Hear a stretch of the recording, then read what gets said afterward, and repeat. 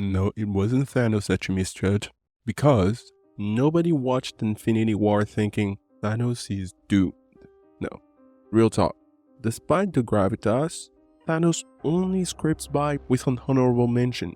Dude can mold reality itself, and that's his master plan? Listen, anyways, in all animation, for every epic hero's tale, there's an equally epic villain pulling the strings. It's not the outcome, but the journey that counts. And it's the villain's character that truly fuels the fire to these stories. And speaking of igniting fires and bending narratives, let's pivot to a man who bends more than just metal. Magneto. Magneto, the Earthbender. What? Oh, sorry. The Metal Bender Terrorist. Magneto, or as he was known back in the day, Max Eisenhardt, had a rough start. I mean, growing up during the Holocaust, that's not something you just shrug off with a cup of tea. Picture this. A young Max witnessing his parents' death right before his eyes in Warsaw, Poland. It's the kind of stuff that leaves scars no mutant healing factor can touch. Move forward a bit and we have Max's daughter, Anya, perishing in the fire with an angry mob preventing him from saving her because, well, he's a mutant. And that's another punch in the gut for a metal bending friend. And if you're keeping track, that's trauma piled on trauma. And let's not forget, while he's grappling with his tragic past, he's also discovering these wild magnetic powers. But instead of being some shining X-Men Academy discovery moment, he's trying to hide them. Every slip up, every display of power can be a death sentence. Then there's the on-again, off-again bromance with Charles Xavier. Chuck's all about peaceful coexistence between mutants and humans. With all that Max has been through, you can't blame him for thinking, been there, tried that, got the persecution t-shirt, and when you break it down, every decision Magneto made, whether we agree or not, was rooted in those painful raw memories. He's not just some grumpy dude with a helmet. He's a survivor, trying to make sure his mutant family doesn't suffer the way he did. Next up is Light Yagami. So Light, that apple-munching genius high school kid who had us all pondering the intricacies of justice. You've got to admit, the world Light Yagami dreamt up is tempting. Crime rates plummet, wars halt, and bad guys everywhere quaking in their boots, worried they might end up on Kira's naughty list. The idea is simple. Eradicate wrongdoers, the world becomes a paradise. Makes sense, right? Now, consider the moment Light's intention crystallized. After testing the death note on that school hostage taker, and then a biker harassing a woman, Light felt the rush of power but also of responsibility. He genuinely believed that the world was rotten, and the only way to fix it was a complete reset. He says, "The world is rotten and those who are making it rot deserve to die." It's a bit more intense than your average spring cleaning, but there's logic to it. It's when Light targets corrupt CEOs and lazy politicians that things get real. These are folks in society often deemed untouchable, who manipulates loophole to avoid punishment. Light, with his death note, levels the playing field, making everyone answerable to the same judge, jury, and executioner, him. The world starts noticing. Crime rates do indeed drop. Some even start worshipping Kira as a god or savior. Heck, even his dad, a staunch lawman, admits there's a point when he says,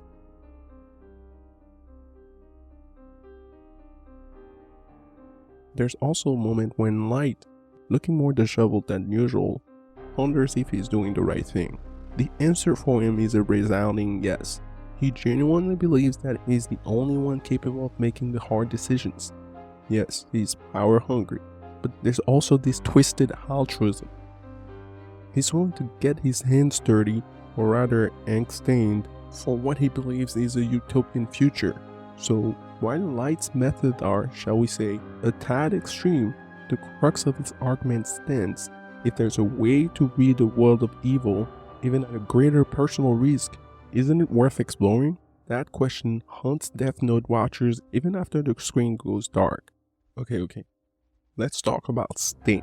Okay, hands up if you ever had a celebrity you looked up to and then, well, they didn't quite live up to the hype in person. Enter the world of My Hero Academia, where being a superhero is as much of a job as it is a calling.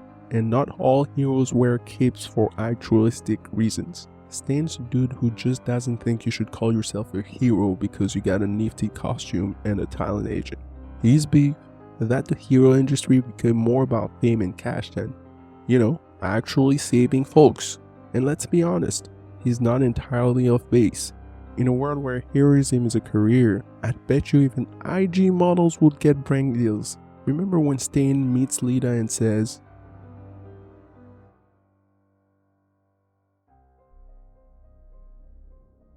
it's not just a random proclamation. Stan respects All Might because he's the real deal.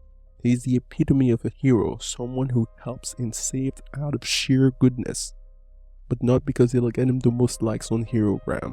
Then there's the moment Stan saves Deku, despite having every reason to hate him. Why? Because in his eyes, Deku's one of the few genuine heroes out there. He recognized the spark in him that's similar to All Might. That's right, the hero killer sparing a hero. Oh, the irony. Then we got Pain, the pursing aficionado who got beat by the talk no jutsu. Nagato's younger days, starry-eyed, optimistic, dreaming of peace, and then, bam, war hits hard, takes his parents, and then the world drops the curtain on his happy childhood. Fast forward and we see him rolling, quite literally in that chair of his, with a new philosophy, to know true pain. When he wrecked Konoha, it wasn't just about the loss.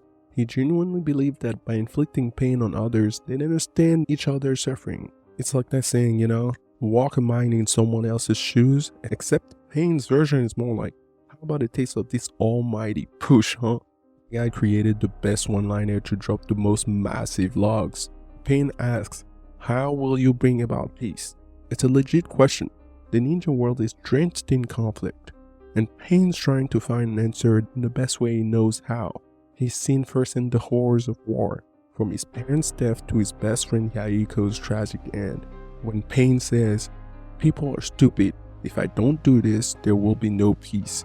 It echoes those moments in life when we feel that radical change can only come through radical action. Even Naruto doesn't initially have an answer for him. It's a damn is right moment. Still, let's be clear, turning people into a human popsicle and crushing cities isn't the most peaceful approach. But Pain's vision of a world where people truly get each other, understand each other's sorrow, and work towards mutual peace, it's a dream many of us can resonate with. Alright, let's go into the Marvel verse with Killmonger. Eric, a kid from Oakland with dreams bigger than the Golden State Warrior trophy case. He wasn't just about that vibranium heist life. As a kid, he found his dad murdered, betrayed by his own family, and all this while, a city full of potential, Wakanda, hid away from him, neglecting the outside world and their African kin.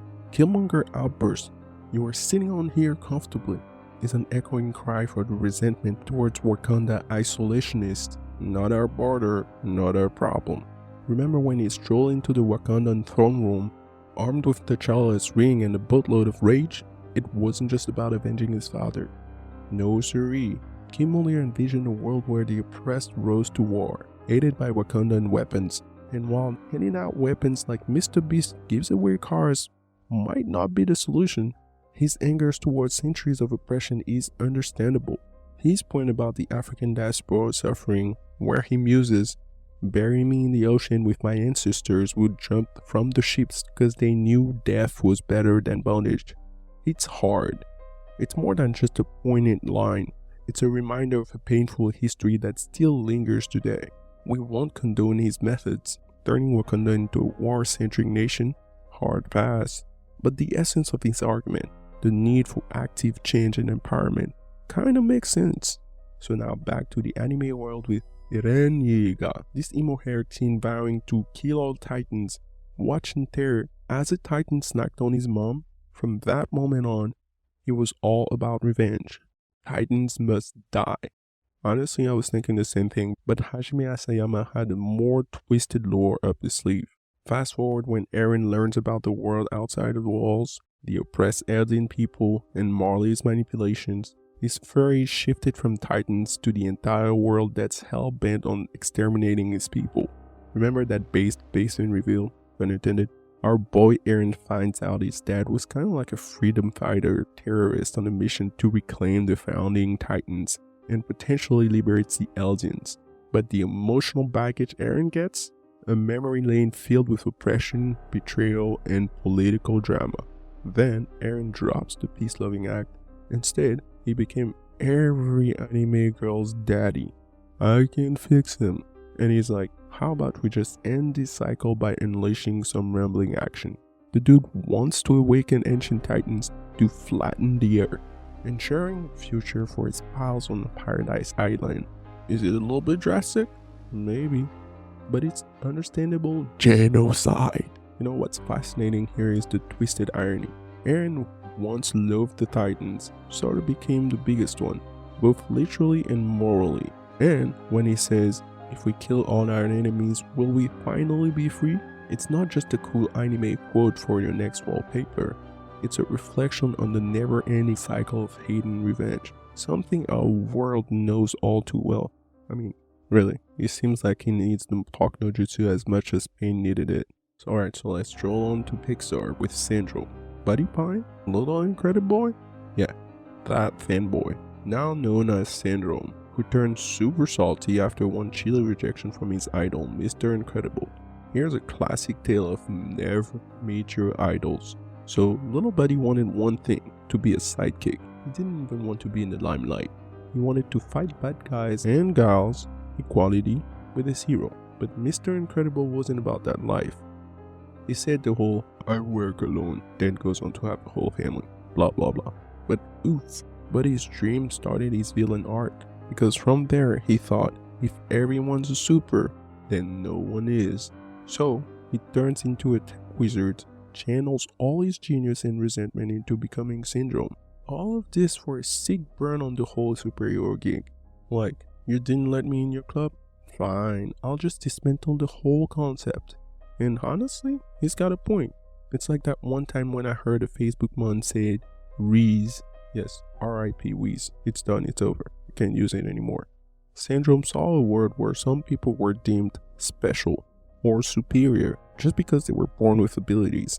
He might have gone off the deep end a bit. You know, okay, a lot. But the dude was on to something. His plan to sell gadgets and gizmos so everyone can play a superhero is pretty dope. When you think about it, it's ultimate DIY kid. Sure, he also made killer robots and endanger countless life, but, you know, details. Alright, next up is my personal favorite, Azula. With a father with an ego bigger than Appa, a brother whose name should be, I need to capture the avatars to restore my honor, and a mom who, well, let's just say the relationship was complicated. Is it any wonder Azula turned out a tad intense? Hang on for the twist. While Azula is often painted with a villain's brush, she's got some surprising quirks in her moral code. For starters, she's not actually big on the whole killing thing. Think about it. Throughout the series, she imprisons rather than executes. In her own twisted ways, she's trying to avoid bloodshed. If she wanted to, she could have easily toasted the gang. But no, she preferred her enemies alive and preferably in chains. Oh, and speaking of chains, remember that time where she chained herself up to duel her own brother? Yep, even when it comes to battles, our gal Azula is front and center, risking her own skin. None of that sitting on a fancy throne while others do her dirty work. Now let's talk about her reign. We didn't see much of Azula's rule. The Fire Nation was at peace. I mean, the girl knows her governance. And if you think about it, she's a fiercely nationalist. She genuinely believes in the Fire Nation's superiority and wants what she believes is the best for her people. Sure, she's got issues, big issues, but she's not the mindless evil overlord many make her out to be. Heck, if things have gone differently, maybe she'd have been throwing tea parties with Uncle Iroh. Okay, maybe not, but a fan can dream, right? Now, for the unexpected one, Squidward Tentacles, the resident grump of Bikini Bottom. Now, I know what you're thinking, Squidward? A villain? Well, not in the traditional sense, but he's certainly painted as the fun sucker of the show. But hold on to your seahorses, is Squidward really the wet blanket we peg him out to be? Or is he kinda relatable? Think about it. The dude's an aspiring musician forced to work a dead-end job at the Krusty Krab handling customers all day. His dreams of grandeur of playing at concerts are often squashed by the cacophony of SpongeBob's infectious laughter or Patrick, well, Patrickness. But here's the juicy bit. Isn't Squidward just embodying the adult in all of us? He's the realist who's had to sideline their dreams for a steady paycheck. The one who's tired of the endless enthusiasm of youth. I mean, SpongeBob, seriously. Who's that happy about flipping burgers, dude? And here's the kicker. Squidward's never really mean. He's just tired. Tired of mediocrity. Tired of not being acknowledged for his talent, however questionable they might be. Heck, he even saves SpongeBob and Patrick from giant Alaskan bookworm. I mean, that's some hero level stuff right there. We've seen Squidward's vulnerable side too. Remember when he felt genuine happiness dancing with the jellyfish? Or when he tried to fit in with the cool Squidville squad? His little moments of joy are fleeting, making them all the more precious. So this quote-unquote villain is really a study in the disappointment of adulthood, the dreams deferred, and the small joys we cling to. And now back to peak villainy with Madara Uchiha. This gravity-defying hair and chiseled abs. I mean, seriously, what's his workout routine? He's not just your regular village bad guy. Born during a time of constant war, this dude saw death, betrayal, and rivers of blood like we see women go to Starbucks every day.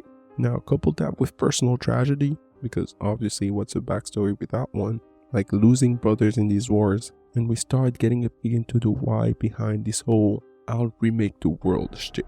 This dude literally became besties with Hashirama Senju, the future first Hokage.